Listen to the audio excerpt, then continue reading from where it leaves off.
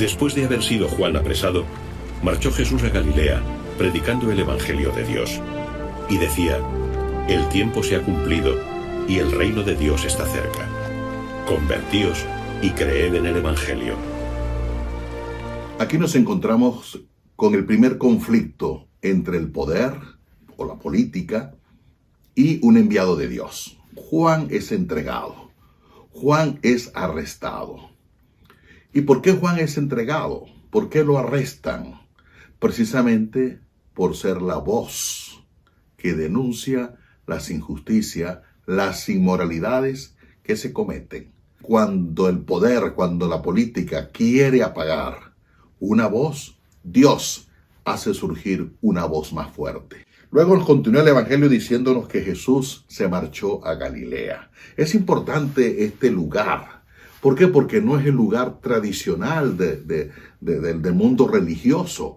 Nosotros conocemos hasta el día de hoy a Jerusalén como la ciudad santa. Jesús prefiere ir a otro lugar, a un lugar pagano, a un lugar donde la gente no tiene ningún prejuicio, un lugar donde la gente tiene una mentalidad mucho más abierta, porque a veces la religión encasilla a tipos de personas que son incapaces de escuchar un nuevo mensaje, una nueva noticia. Es que yo lo aprendí así y así me lo enseñaron y así seguiré. No, abra un poco la mente. Porque qué fácil es hablar en las iglesias, qué fácil es hablar en los congresos, qué fácil es hablar a un grupo de católico, una convivencia o un retiro. Pero ¿sabe qué es difícil? Que vayas a predicar un centro comercial. ¿Sabe qué es difícil? Que vaya de casa en casa llevando la buena noticia.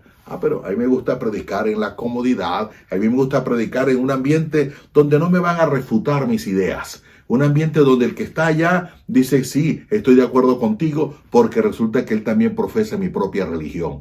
Lo difícil es salir a predicar fuera. Y proclamaba el Evangelio. ¿Y cuál es el Evangelio? ¿Cuál es lo nuevo que Cristo viene a proclamar? Cristo viene a proclamar un Dios distinto al que los sacerdotes habían presentado al pueblo. Por eso escoge un lugar donde la gente tenga una mentalidad abierta y sea capaz de acoger a ese nuevo Dios, un Dios totalmente distinto, un Dios diverso del que ellos habían presentado.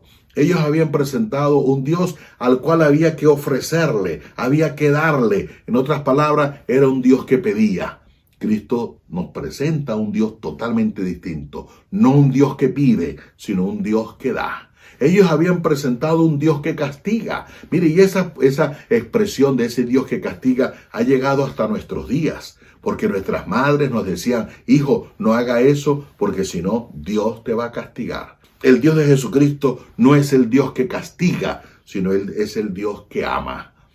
Luego ellos presentaron también, sí, un Dios bueno, pero Cristo nos presenta ahora un nuevo Dios, un Dios infinitamente bueno, un Dios misericordioso, un Dios lleno de amor, con un amor infinito para darlo a la humanidad, para dárnoslo a cada uno de nosotros.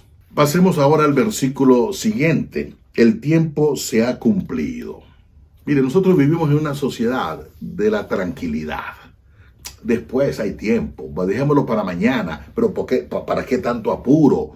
Cristo nos dice lo contrario: el tiempo se ha cumplido. Quiere decir, es ya, es ahora. No posponga las cosas. Vivimos dejando las cosas para un después. Pensamos que no hay apuro. Y ahora que digo que no hay apuro, recuerdo un cuento. Nos dice este cuento que el diablito joven se encontró con el diablito anciano mayor, y el diablito joven le dice al anciano, le dice: ya tengo un plan cómo conseguir gente para el infierno. Y le dice el diablo mayor, le dice: ¿cuál es la estrategia?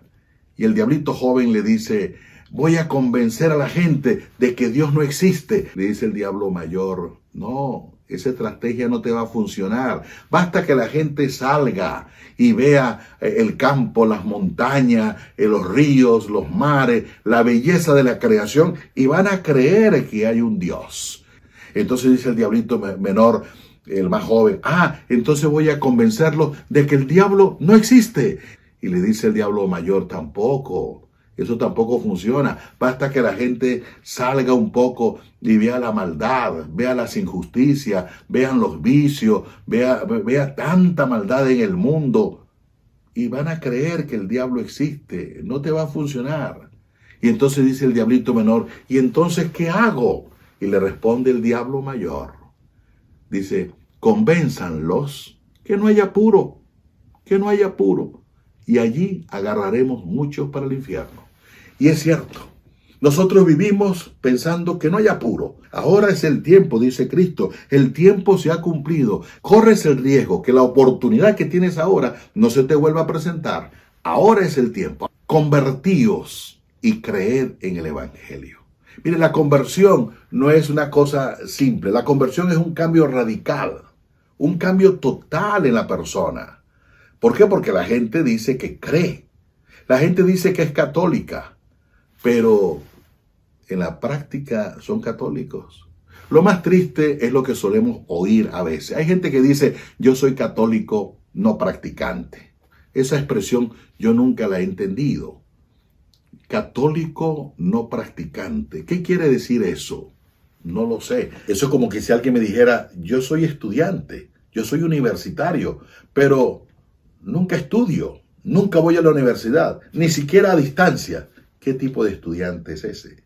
O el jugador, bien sea de béisbol, bien sea de fútbol, bien sea de básquet, cualquier jugador que me diga, yo soy jugador profesional, pero nunca entreno, nunca voy al campo a jugar. ¿Qué tipo de jugador es ese? Al pasar junto al lago de Galilea, vio a Simón y a Andrés, el hermano de Simón, que echaban las redes en el mar, pues eran pescadores. Jesús les dijo, venid en pos de mí, y os haré pescadores de hombres. Al instante, dejando las redes, le siguieron. Nosotros sabemos que el mar es el lugar apropiado para la vida de los peces. Si tú sacas un pez del mar, está condenado a morir. ¿Por qué? Porque su lugar no es la tierra, su lugar es el mar. La vida de nosotros los hombres no es el mar, es la tierra. Cuando Cristo dice, venid para hacer los pescadores de hombres, es sacar al hombre de un lugar que no es apropiado, que no está viviendo en el lugar justo. Hay que sacar al hombre porque si el hombre está en el mar, se está ahogando. No es su ambiente. Sacarlo del mar para que tenga vida, porque su lugar apropiado es la tierra. Ahora, si el pescador saca el pez para su beneficio personal, bien sea alimentarse o bien sea venderlo, sacar al hombre del mar no es para un beneficio personal, es para el beneficio del hombre mismo, para que pueda vivir. ¿Dónde? En el reino que Cristo nos proclama. Dejando las redes. Mire, para seguir a Jesucristo tenemos que romper muchas ataduras. Dejar las redes es romper definitivamente con algunas cosas que te impiden acercarte al Señor. Y avanzando un poco más, vio a Santiago el de Zebedeo y a Juan, su hermano, que estaban también en la barca remendando sus redes. Y enseguida los llamó. Y dejando a su padre Zebedeo en la barca con los jornaleros, se fueron tras él. El Señor nos busca en nuestro lugar de trabajo. Al médico en la clínica, en el hospital donde se encuentre, al abogado en su bufet, al ingeniero en las obras de construcción, al obrero, a la ama de casa, al padre de familia, cada uno en su lugar. El Señor nos llama para ser sus discípulos. Es la verdadera vocación. Porque cuando somos estudiantes, el muchacho, si tú le preguntas a un muchacho, ¿por qué quiere ser médico? Oh, las maravillas que te dice. Ayudar al pobre, ayudar al enfermo, ayudar al necesitado. Pero después que se convierten en médicos, es lo que menos hacen. Si tú le preguntas a un joven, ¿para qué quieres estudiar Derecho? Te dice las mismas cosas, porque hay muchas injusticias, hay mucha gente que no puede pagar, hay mucha gente. Después que se convierten en abogados, se olvidaron de eso. No es aprovecharnos del otro, sino servirle al otro. Siéntate llamado, cada uno de nosotros, en nuestra profesión, en la vocación a la cual hemos sido llamados. Ojalá que tú también puedas seguir haciendo en tu lugar de trabajo las cosas que Cristo quiere que tú hagas. Que tengan todos una feliz semana.